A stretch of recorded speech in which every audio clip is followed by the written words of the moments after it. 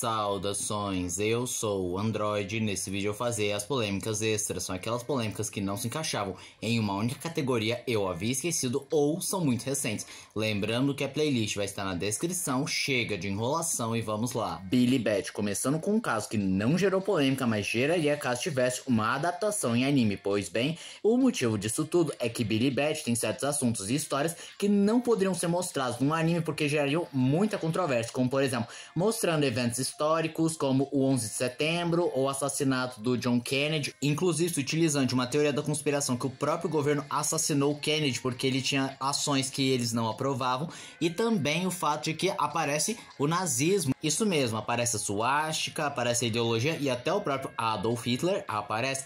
Outro problema seria justamente com a Disney, pois existe uma história em Billy Bat que lembra bastante o caso de Walt Disney criando o Mickey, pois ele havia perdido o coelho Osvaldo. E por conta da similaridade bizarra, inclusive o Billy Bat dessa história é muito semelhante ao Mickey, geraria uma certa ação judicial contra ele.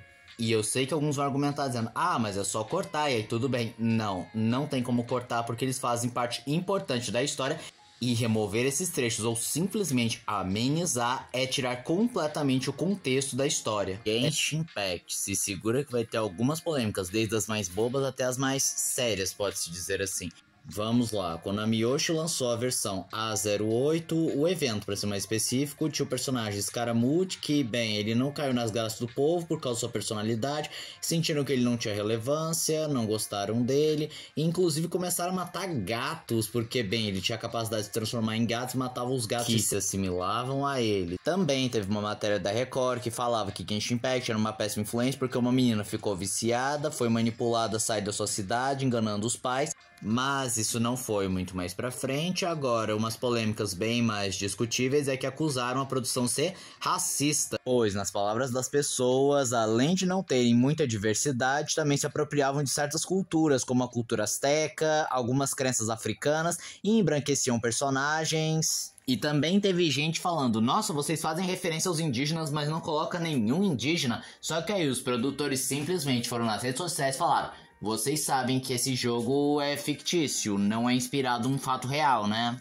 E então começou um certo boicote em cima de Genshin Impact, que até que ficou bem grande, diga-se passagem, porque teve alguns dubladores, atores, muitos influencers que começaram a boicotar Genshin Impact, mas isso não adiantou de absolutamente nada. Até na dublagem norte-americana de Genshin Impact gerou uma polêmica, pois o dublador do Tighnari basicamente se envolveu com um menor de idade. Pior ainda foi o dublador do Diluc, que não só se envolveu com uma menor de idade de apenas 15 anos, isso era aberto, já que ele não escondia de absolutamente ninguém. Ele defendeu o dublador do Tighnari, ele não ligava para vítimas do terremoto lá da Turquia, ele não gostava que ficasse cobrando sobre, você tá se envolvendo com uma menor de idade, você sabe que isso é crime, né? E ele também fez alguns comentários e piadas que o pessoal não gostou, porque consideraram muito pesado, de mau gosto. De qualquer forma, esses dois dubladores foram afastados. O uniforme do Brasil nas Olimpíadas de 2024, quando mostraram os novos uniformes do time do Brasil lá nas Olimpíadas, basicamente era uma chacota, porque era extremamente feio, brega, mal montado, as cores não adornavam, por vezes nem lembrava alguma coisa do Brasil, e teve alguns até zoando, dizendo, nossa, parece até que foi a Janja que confeccionou esse traje. Pop The Performer. Bem, esse show é bem controverso devido à sua bizarrice, alguns momentos bem surreais e experimentais, ou pelo fato de não parecer um programa para crianças, mas existem dois episódios que geraram até mesmo polêmica no Japão, seu país de origem, que foram os episódios 11, que é considerado o episódio mais violento, que até mesmo foi banido no Japão, e o episódio 27, que simplesmente não foi exibido, pois no episódio um dos personagens fazia malabarismo com facas e consideraram muito perigoso. E antes que me perguntem, não, esses episódios não são Lost Medias, inclusive estão no Blu-ray. O caso do avô com sua neta no berço. Bem, acabaram compartilhando um momento que o avô entrou no berço para brincar com a netinha e eles estavam rindo porque era uma situação um tanto engraçada, só que a internet não gostou muito, não viu graça nisso. Na realidade ficou com a impressão de que tinha alguma coisa a mais ou que o avô estava com algum pensamento obsceno em cima da neta, só que a própria família veio dizer que não, o avô é sempre brincalhão, ela estava ali vendo, então já não poderia ser algo errado e que a maldade apenas está nos olhos de quem vê. Puni Puni Pumi, um anime criado pelo mesmo criador de Excel Saga, que foi banido na Nova Zelândia porque eles consideraram que fazia apologia e incentivava o abuso e a exploração sexual de menores de idade. Mas depois de uma reanálise, eles simplesmente colocaram que o anime deveria ser visto apenas por maiores de 16 anos. MrBeast. Recentemente saiu um expose de um ex-funcionário do MrBeast revelando que ele é uma farsa, até mesmo um criminoso. Ao começar, que ele disse que muitos vídeos do MrBeast eram fake porque ele usava CGI, porque, bem, ele manipulava os participantes, manipulava a emoção dos outros, roteirizava as coisas, e o que se destaca é o Mac, um cara muito comum lá nos jogos e vídeos do MrBeast, com o qual é revelado que na realidade ele é um funcionário e que ele ganha dinheiro justamente por trabalhar com o MrBeast. Também ele foi acusado de vender autógrafos falsos para poder vender camisetas e outros produtos, sendo que na realidade ele não assinou absolutamente nada. Também teve sorteios ilegais, que não só não havia nenhuma informação de alguém ganhando, ou ainda por cima informação se algum produto tinha chegado. Além disso, ele fazia apologia a alguns cassinos. Mas o que também se destaca é o chocolate alterado, que originalmente ele queria fazer um chocolate mais saudável para tentar combater a obesidade, os produtos super processados, mas conforme foi passando o tempo ele acabou fazendo um chocolate mais calórico e mais açucarado ao juntar todas as melhores partes dos chocolates. E ainda falando de chocolate, vale citar que ele também deu uma de Willy Wonka vendendo bilhete dourado para influencers, o que mais uma vez reforçou essa ideia de manipulação em seus vídeos. Ava Chris é uma ex-funcionária do MrBeast que basicamente sofreu um exposed revelando que ela tem tesão em lolis e principalmente fanart de loli, tanto que ela estava envolvida com Shadman. E sim, eu pretendo falar do Shadman bem futuramente. Ela também teve conversas indecentes e um tanto suspeitas com um jovem de 13, 14 anos na época.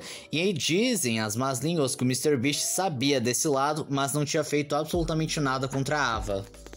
Além disso, o game show presente na Amazon também gerou bastante controvérsia porque muitos participantes acabaram se machucando. O caso Portal Nova York e Dublin basicamente criaram uma espécie de telecomunicação entre Dublin e Nova York e acabou gerando muita controvérsia porque as pessoas fizeram algumas gracinhas, como um cara que mostrou a bunda ou alguém lá em Dublin que fez menção ao 11 de setembro, mas que se destaca foi uma mulher que mostrou os peitos só para promover o seu OnlyFans. Tenacious D é a banda do Jack Black com Kyle Gass. Eles estavam numa turnê lá na Austrália em que no meio do show, o Kyle Gass fez um comentário falando: não erre o tiro na próxima quando for acertar o Trump, fazendo uma referência ao tiro do Trump que quase ceifou a sua vida. Só que essa piada não foi bem vista, não só porque foi qualificada como de mau gosto, como também foi muito próximo ao incidente lá do Trump, então não foi muito legal. Por isso eles acabaram sofrendo uma retaliação e sua turnê foi cancelada. Inferno Corp é um anime satírico com várias piadas de humor negro e humor ácido que simplesmente foi banido na China justamente por conta dessas piadas que foram consideradas afronta à nação chinesa. Melhor da tarde de Famo Break. Break é um TikToker que em um vídeo ele estava ensinando como sobreviver a um arrastão sem ser assaltado, só que o Melhor da Tarde considerou que ele na realidade é um bandido que está ensinando a roubar e ainda estava glamourizando essa vida. Ele chegou a responder, entre aspas, né? Ele compartilhou o momento que ele foi difamado, é claro. Nego Di. Bem, o Nego Di acabou sendo preso por estelionato porque ele tinha uma série de produtos que quando a pessoa comprava não era entregue e não reaviam esse dinheiro. Enquanto alguns diziam que foi culpa do sócio que acabou enganando e não fazia a entrega direito dos produtos ou desviava o dinheiro, outros defendem que o Nego Di sabia disso e fazia isso de propósito.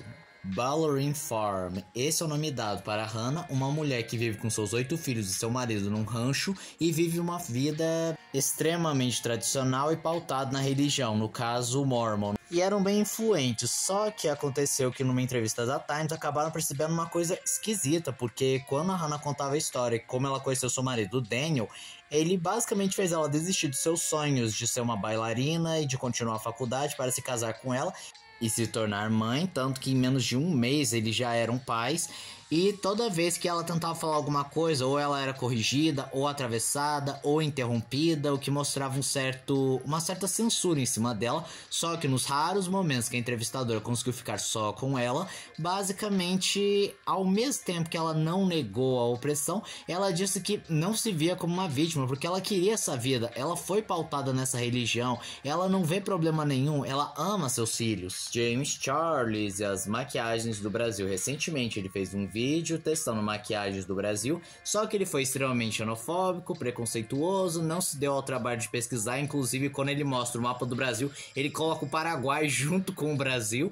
Mas resumidamente ele falou que os brasileiros não sabem fazer maquiagem. E depois muita gente acabou ficando revoltado porque aquela coisa, só o Brasil pode falar mal do Brasil. E ainda ressuscitaram aquelas polêmicas antigas dele que eu já falei em partes anteriores, então não vou nem dar o trabalho de repetir. Bruno Pierrose. Já começa que ele era consideravelmente polêmico por alegar que ia processar geral que falasse mal dele, teve alguns tweets que ele falava asneira e atacava as pessoas, mas o que acabou destruindo completamente a sua carreira foi que ele tinha feito uma tier list que era de 1 até 7, em que as pessoas perguntavam pra ele o que ele faria com essas pessoas. E aí então uma pessoa chamada Riff perguntou o que faria com ela, e ele disse 1 e 5, sendo que 1 significaria fazer sexo e o 5 significa gosto. Só que o problema é que quando foram ver quem era a Riff, ela é uma adolescente de 13, 14 anos, ou melhor, era uma adulta que se passava por uma pessoa de 13, 14 anos, mas ele não sabia, e quando foi confrontado quanto a isso, ou ele se contradizia ou ele não sabia responder.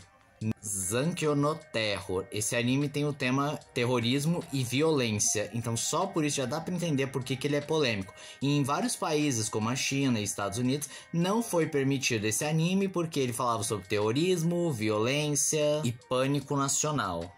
Morgan Freeman é um tanto chocante ao ver certas polêmicas que ele está envolvido, pois vamos começar que ele supostamente estava envolvido com a sua neta postiça, porque de acordo com algumas fontes, ele tentou algo a mais com ela e supostamente esse foi o motivo do porquê a avó dela acabou se separando do Morgan, e ainda por cima ele tinha um relacionamento com outra mulher, supostamente estava mantendo um relacionamento com a sua neta postiça e tinha uma amante. No entanto, a neta postiça dele acabou sendo assassinada por um ex-namorado drogado que estava bem transtornado, e dizem que o motivo foi por conta de uma suposta infidelidade com um cara mais velho que ela tinha conhecido desde muito nova e não sabia como terminar o relacionamento, o que muitos associam que essa infidelidade seria com o Morgan Freeman, mas de novo, isso não passa de uma especulação.